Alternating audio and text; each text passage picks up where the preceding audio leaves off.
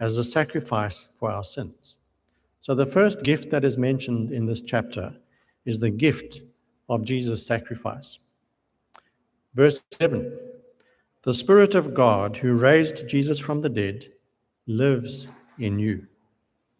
Just as God raised Christ Jesus from the dead, he will give life to your mortal bodies by the same Spirit that lives within you. So he's talking about the gift of the resurrection to eternal life. Verse 23 and 24. We too wait with eager hope for the day when God will give us our full rights as his adopted children, including the new bodies he has promised us. We were given this hope when we were saved. Here he's talking about the gift of adoption to the family of God and immortality. Verse 29 and 30. For God knew his people in advance, and he chose them to become like his Son, so that his Son would be the firstborn among many brothers and sisters. And having chosen them, he called them to come to him. Having called them, he gave them right standing with himself. And having given them right standing, he gave them his glory. So Paul here is talking about the gift of righteousness or justification, as we find in some of the older versions of the Bible.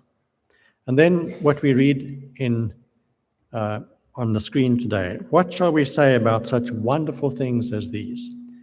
If God is for us, who can ever be against us?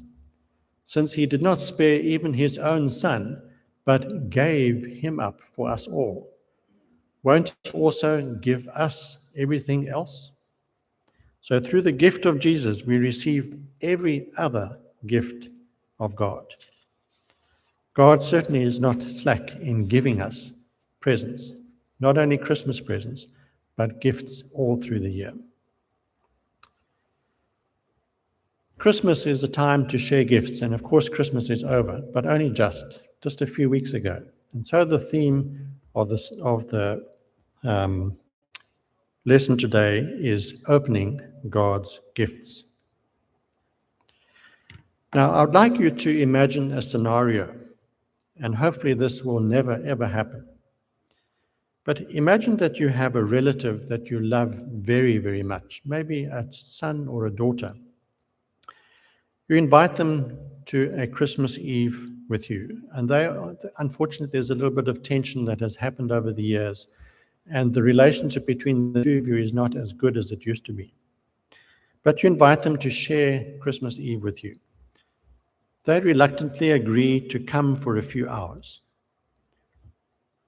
In the preparation, you think long and hard about a gift that will represent your deep attachment to them and to their needs. At the Christmas Eve celebration, they seem somewhat distracted and distant. The conversation is one-sided, all about them and their accomplishments. At the time of gift sharing, they seem totally disinterested in opening the gift that you have so carefully bought and wrapped. It is flippantly disregarded and ignored. How do you feel about their response? It's hurtful, isn't it? It shows their lack of engagement in the relationship with you. It suggests that the love that you have for them is one-sided, is not acknowledged or reciprocated. We generally spend a lot of time and effort thinking about gifts that we want to give to those that we care about. But God gives us gifts as well. And so today we're going to talk about some of those gifts and open them so that we can see what they mean to us. He originally gave us life, health, family, hope, purpose, and unique life skills to fulfill those purposes. His greatest gift to us is his love and his commitment to our eternal salvation. For God so loved that he gave his only Son, that whoever believes in him should not die the death of perishing, but have everlasting life. Genesis chapter 1 is awash with many gifts that God has given to us to facilitate our health and happiness in this world and in our spiritual journey. I'd never realized how many gifts God had given to us that is recorded in the book of Genesis chapter 1. After God created a perfect environment for all living things in which to thrive on this earth, he said, and God saw that it was good. Can you imagine a perfect environment? I know some people have said the Western Cape is the perfect environment. My sister comes to visit us from time to time, and she said she's traveled all around the world. She's been to the Far East, she's been to South America, she's been to Europe many times, she's been to Australia and New Zealand. She says, David, you live in the ideal part of the world. There's nothing that can compare with the Western Cape. Fortunately, she doesn't come in the middle of summer. She usually comes in springtime. But still, God has given us a perfect environment in which to live. And part of that is what they call the Goldilocks zone. Astronomers tell us that when they look out into space and they see the stars, and sometimes they are even able to perceive planets and stellar bodies around those stars. And they believe that there are some that perhaps can be habitable because they have planets that are what they call in the Goldilocks zone. Not too hot, not too cold. Remember the story of Goldilocks and the three bears? The oxygen, carbon dioxide, and nitrogen levels in our air are finely balanced to facilitate a safe environment for healthy living, physiology, and also safe chemical reactions. Nitrogen makes up how much? 78% of the air that we breathe. Oxygen makes 21%, and about 1% is made up of carbon dioxide, argon, and water vapor. If the oxygen levels were higher, it would increase the risk of fires. Excess carbon dioxide and methane produce a greenhouse effect, which raises the Earth's temperature. Our atmosphere and Earth's magnetic field block excessive ultraviolet and cosmic radiation from the sun, which helps to protect us. The atmosphere also burns up our meteors that prevent dangerous collisions with Earth. The seasons, the rotation of the Earth, tides, water currents, and the winds help to stabilize the Earth's climate, and weather patterns provide rain and warmth for the growth and production of plants and animals. Our planet is just the right distance away from the sun to ensure it is neither too hot nor too cold. It is just the right size and rotates at just the right speed to ensure that the days and nights are not too long. There is no doubt that this planet has been exquisitely designed by a master designer. By accepting and opening this gift, we acknowledge that God is the creator of this world and its environment. We participate in caring for the environment, avoiding pollution as much as possible, breathing in the fresh air through exercise and recreation as we enjoy what He has created for us. But then He also gave another gift. He gave them work to do. Adam and Eve were given work.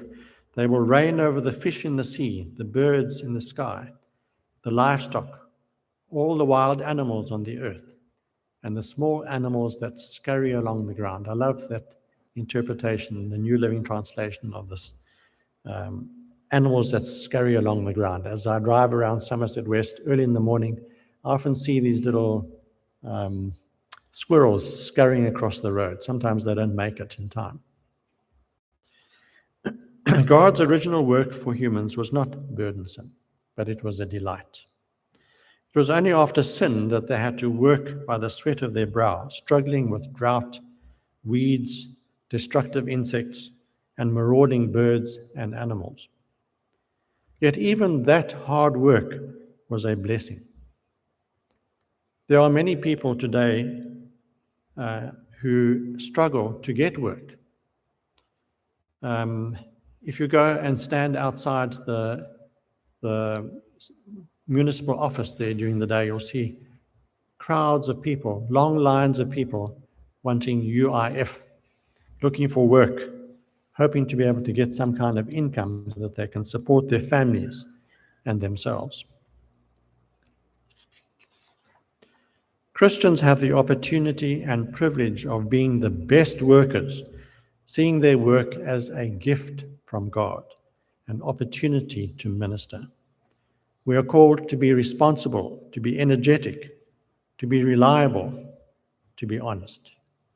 Remember the experience of Joseph, who, even though unfairly treated, resolved to pour his heart and energy into doing his best, whatever the circumstances were.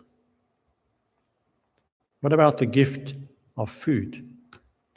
Look, I have given you every seed-bearing plant throughout the earth, and all the fruit trees for your food. Genesis 1, verse 29. That's not the only verse that talks about God's gift of food. Food is such a wonderful thing, isn't it? Walk into a house where bread is baking, onions are frying, curry is being prepared, and that aroma just hits you.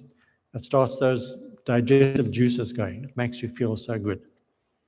God created us with the ability to smell and taste and enjoy the whole range of delicious foods that He has prepared, and all the recipes that have been passed down from one generation to the next, and the new recipes that people make up as well. What a delightful gift we receive when we taste and enjoy a good meal. Food can be a powerful gift for health, but it can also be a contributor to disease. As with many of God's gifts, humankind has corrupted many of those gifts. What about the next gift that God gave to Adam and Eve? The gift of companionship. Adam was uniquely and specially crafted by God.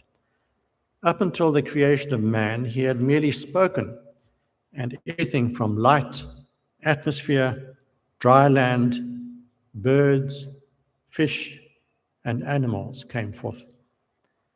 But God took time, special effort, to form Adam out of clay, and then knelt down and breathed into his nostrils the breath of life.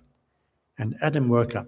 Imagine him looking up into the face of Jesus, smiling down in pride at what he had created. Adam was created in the prime of life. He was healthy. He was vital. He was intelligent. He was handsome. He was perceptive. But he was also lonely, as he discovered when he looked around and saw the other animals that all had partners. I believe that God wanted him to sense loneliness so that he would appreciate his next act of creation. And so God created Eve from a rib removed at the first surgical operation ever performed. Imagine the excitement of the two of them as they first saw each other. All those hormones started racing around. I'm sure it was a very exciting experience for them. To have a couple who were perfect in every way. The relationship, of course, brought completeness. Adam provided what Eve needed, and Eve provided what Adam needed to complement each other. Together, they were able to produce and provide for children and their families. Love ensured a healthy and happy home environment for the full development of humanity. The gift of marriage and a loving family is the foundation of a stable society. Marriage and family values are under attack in modern society. When we value this gift from God, we will invest in our families, invest in their future, and invest in the marriage relationship. Another gift that God gave to Adam and Eve: rest. There were two forms of this gift. The first happened that first Friday night. The physical and mental rest of sleep. There are many people who consider sleep to be a waste of time. They stay up until late at night, early hours of the morning, and they have to drag themselves out of bed the next morning to get to work. And they feel constantly tired. But sleep is vital for our physical, social, and even our spiritual health. For much of my working life, my sleep was often disrupted by phone calls in the middle of the night and emergency call out. Many nights I would have only sometimes 2-3 hours of sleep, and then I'd have to still perform at peak the next day, doing surgery, consulting with my patients, driving at breakneck speed from one hospital to the next to deliver babies, fortunately with my red light flashing to try and get other people to move out of the way. But still, my health suffered. Even my relationship suffered. There were many times when things would get a little bit unhappy between me and my wife, and I realized, you know what, I didn't get enough sleep last night. That's why I'm so grumpy today. Even physical health can be affected by lack of sleep. In fact, there's much research that has shown the vital influence of sleep on childhood growth and brain development, the immune system function, even the well-being of our gut microflora, our ability to do fine motor activity and perform effectively with executive function, our memory, our ability to be able to recall information, even mental health, cardiovascular health, our ability to recover from surgery and injuries, and even our ability to be able to appreciate spiritual values. Restorative sleep is definitely not a waste of time. But then there was another aspect of rest. The first full day that Adam and Eve were created was spent in the company of their Creator. It's almost as if God took time out to spend with them, enjoying their company and sharing with them the wonders of his creative genius. I'm sure that he took great delight in showing them around the garden that he had planted there for them, enjoying the different designs, colors, and fragrances of the flowers and herbs. When I walk in Helderberg Nature Reserve, I come across many, many beautiful flowers. But I love particularly the herbs that grow there. Buchu, and just touch the leaves and smell them. You can smell all different, there are different types that grow there, and each one has their own particular little aroma that is unique to that particular species. I can imagine him talking to them about how birds fly, how they produce their delightful songs, and how they produce all those iridescent colors amongst the sunbirds, the hummingbirds, and the butterflies. I can imagine him talking to them about the life cycle of butterflies and the metamorphosis that takes place during that life cycle. Just incredible to think that God could have designed something like that. It is so fascinating for me to listen to a naturalist explaining all the things that they have learned about nature and learning new things. Imagine being able to sit in front of the one who created them, who thought them all up ahead of time and created them, and understand what he has created for us. Wouldn't it be incredible? I look forward to that day when we can do that. But I'd like to believe also that he taught them about heaven and about his own deep love for the universe. I'm sure he had fun watching the little animals, the little babies frolicking around, the little monkeys. You know, when you go to the national park and you see the monkeys playing amongst themselves, the little baboons, and even the little goats headbutting, trying to reach the highest point, little hill, little rock that they stand on.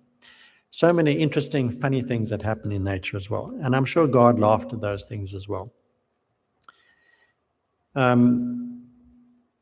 can imagine him showing them different gemstones, all the different colors, diamonds and gold and all the other emeralds and beautiful gemstones that are there to delight our fancy. And then I can imagine him maybe putting on some snorkels with them and going and looking underneath the sea and all the fish. What a wonderful world. I'm sure God didn't need to do that, but just in my imagination. The wonderful world that God has created out of sight to most of us until we go down and look underneath the sea and see what God has created. Perhaps he gave them the ability to be able to see in macro. I have a wonderful opportunity with my new camera to be able to take macro pictures. And sometimes the little flowers are only 2 millimeters in diameter. And I take a picture and then I enlarge it. And then I see there are tiny little insects that inhabit those little flowers that I would never have known about without having the macro facility. They may not have had an organ or an orchestra or a choir to produce grand music, but they were able to listen to the choirs of nature, the birds singing, the insects chirping, maybe even the Christmas beetles. Some people find that noise very irritating, but it's just such a good time of the year. I think of holidays and I think of summertime and the warmth when I hear the Christmas beetles, cicadas. Mammals barking or calling through the trees, water babbling in the streams, and the gentle swaying of trees in the breeze. There's in fact a particular area of study called nature therapy or forest therapy. Started in the Far East in Japan, where people go out and they just walk through forests and nature and just soak up the sounds and the smells and the calmness of nature. And in fact, a lot of research has been done on the benefits of what they call nature therapy. It can help to reduce blood pressure, promotes peace and harmony, restores self-worth, calms anxiety, reduces blood pressure, improves immunity, and even improves sleep quality. I would like to imagine that God taught them some of the songs of heaven, maybe even invited a choir from heaven to come and sing to them praises of God. After that first Sabbath of delightful companionship with God, I'm sure they would not have questioned God's interest in their happiness and well-being. For them, the Sabbath was not a burden. It was not seen as an obligation to keep God happy. Do you think they ever wished for the Sabbath hours to be over so that they could have some fun and watch some movies? No, the Sabbath was the best day of all. It was a marvelous opportunity to spend the whole day in the company of the Creator of the universe. What an amazing gift to humanity. No wonder God asked the Israelites to remember this gift he had given to Adam and Eve, and thus to the whole human race. It is so easy to get caught up in the pursuit of pleasure or wealth or success that we wear ourselves out. God gave us this gift of special time to reconnect with our families, our friends, our spiritual community, even with ourselves, but especially with God.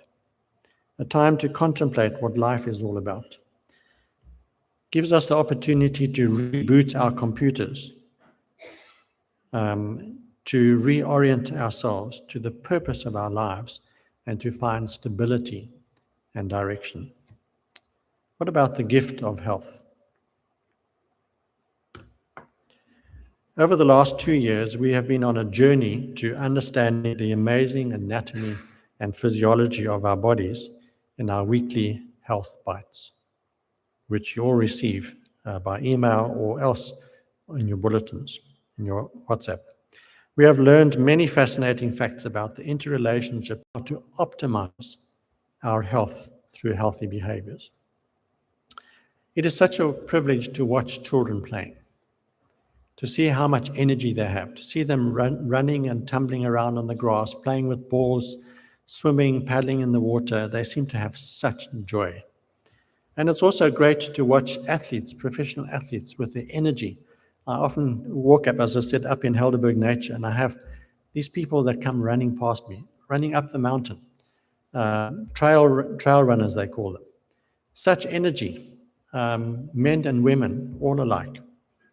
I envy the energy that they have. The feeling of health and well-being is a delight. When was the last time that you felt really, really full of energy, really healthy?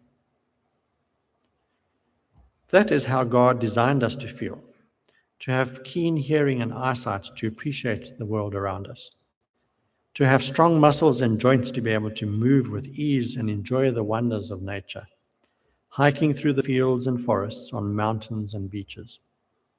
He designed our hearts and lungs to function optimally, our digestive system to work without grumbling or complaining, and our immune system to prevent us from sickness and to promote healing after injuries.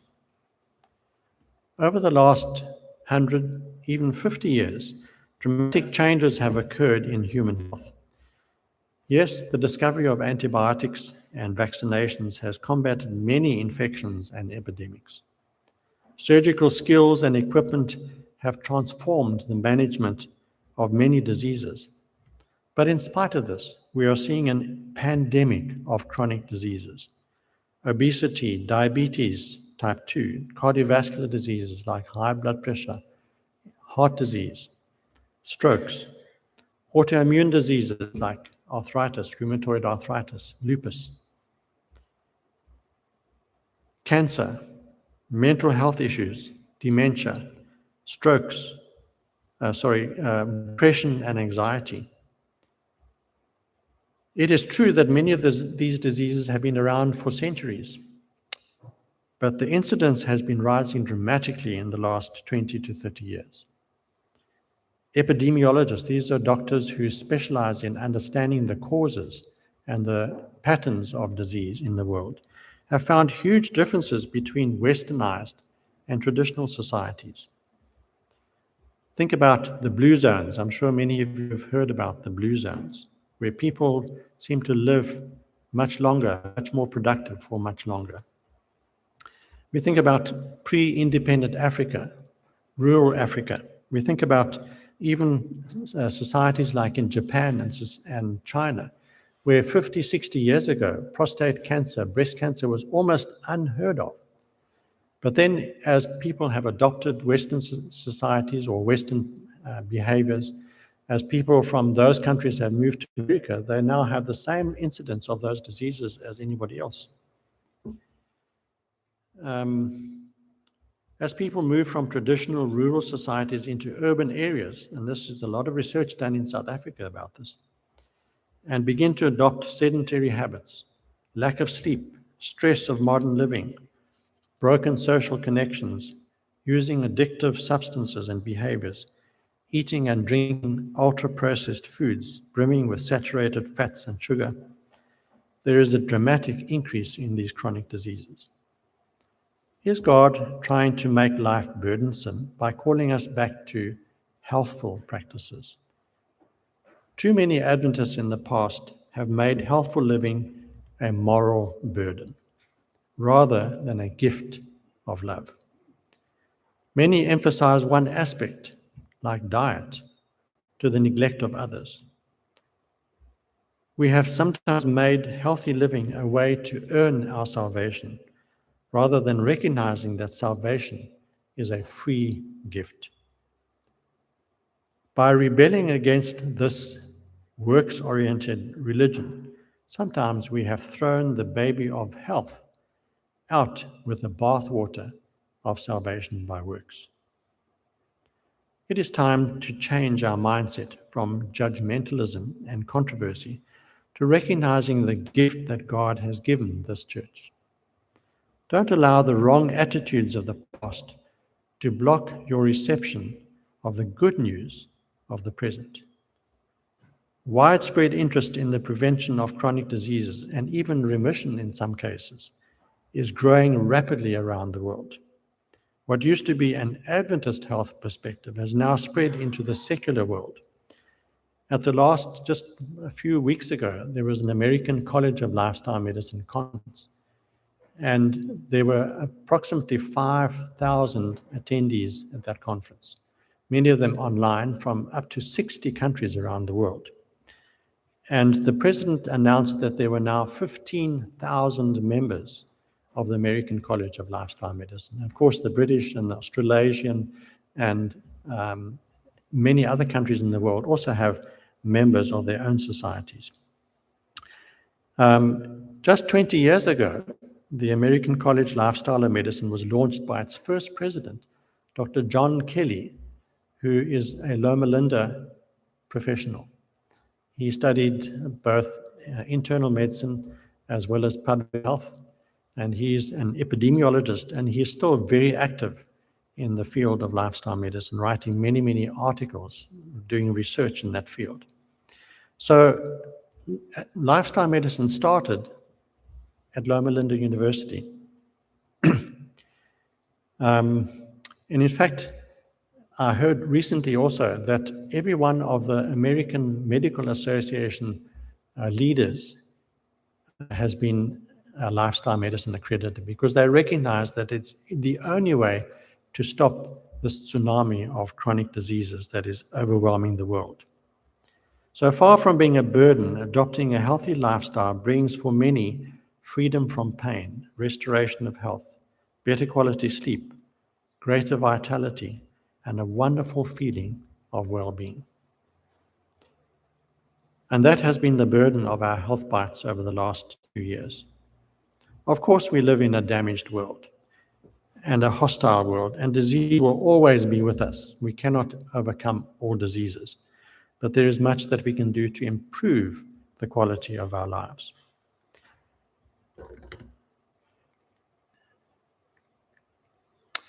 Now, the 6 pillars of lifestyle medicine are the modern take on God's original plan for human health and well-being, what Ellen White referred to as God's true remedies, you'll see on the right-hand side. Pure air, sunlight, abstemiousness, that means avoidance, rest, exercise, proper diet, water, and trust in divine power. The 6 pillars of lifestyle medicine: rest, adequate restorative sleep, but also Sabbath rest to recharge our physical, emotional, social, and spiritual batteries. Physical activity to keep us mobile, to improve our lung function through the intake of fresh air, optimize cardiovascular health, improve digestion, improve the quality of our sleep and mental function, and provide exposure to healthy amounts of sunshine. A plant-rich diet with a wide variety of foods loaded with dietary fiber, vitamins, minerals, phytochemicals, polyphenols, and antioxidants, all big words, just simple things that God has given us to help us in our health. Avoidance of harmful substances and addictive behaviors, alcohol, tobacco, and so many other things that are addictive. Managing stress in protective ways, living with purpose, with positivity, enhancing social connections amongst families, our neighbors, and our communities to build self-worth, affirmation, and mutual respect. These all correlate with God's gifts to humankind. So what will our attitude be towards God's gifts this year? Will we gladly and enthusiastically open them, not like that relative who ignored the gift that had been given to them? Will we open that with enthusiasm and put them to good use? Kay Kuzma, a well-known former columnist in the Review and Herald, some years back, shared an experience. She regularly attended an interdenominational women's cell group where they studied the Bible and prayed together and shared. It was a wonderful time of fellowship and an opportunity to share in the common beliefs and in the common concerns of her friends. One day, it came out that she was a Seventh-day Adventist, and her friends asked her to share what was unique about SDAs. Of course, the subject of the Seventh-day Sabbath came up, and Kay presented it as a gift from God. The ladies were fascinated and excited to hear about the blessing of the Sabbath. One of her friends spoke up. "Why have you Adventists been so reluctant to share this amazing gift of Sabbath rest with the rest of the world? We all need to have a break to recharge our emotional and spiritual batteries. We have never realized how rich the Sabbath experience can be.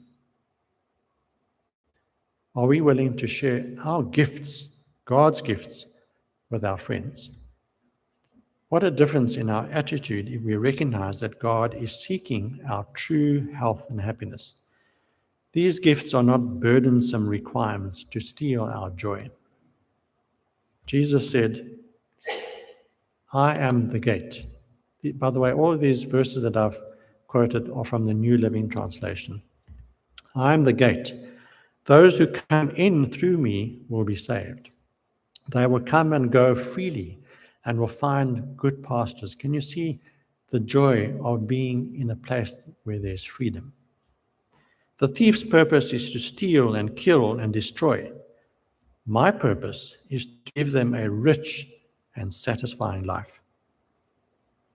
It may seem to us that the Christian life has restrictions, a gate. But as we mature in our relationship with God, we learn that the gate is rather a doorway to a rich and satisfying life.